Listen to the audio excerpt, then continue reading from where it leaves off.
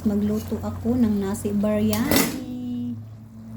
Ayan yung chicken ko guys. Ayan. Tapos dito ko lulutuin yung rice biryani mamaya pag magkulo na siya. Diyan. Ayan guys, kumulo na siya. Ilagay na natin ng ating rice biryani. Lutuin natin siya guys ng 6 minutes.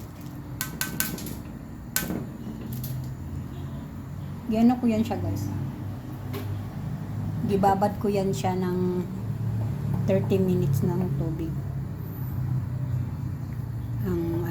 Ang rice biryani natin, ibabad na ako ng 30 minutes tapos bago ko siya ilagay dyan. 7 minutes lang yan guys bago natin i-transfer doon sa ating chicken. Yan guys, 6 minutes na siya. Tingnan nyo siya. Kunti na lang maluto na. I-transfer natin siya doon sa chicken natin. Ilagay na natin siya.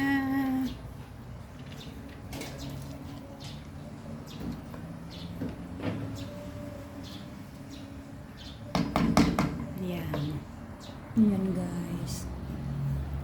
Takpan lang natin siya hanggang maluto. Tapos mamaya lagyan natin ng bawang na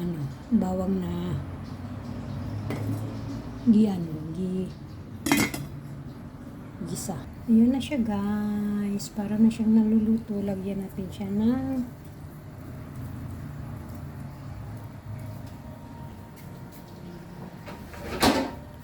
ihalo natin siya guys. Ganun natin siya.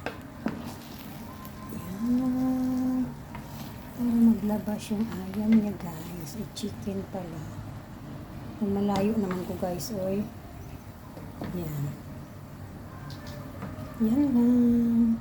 Gawin natin sa ating nasi biryani.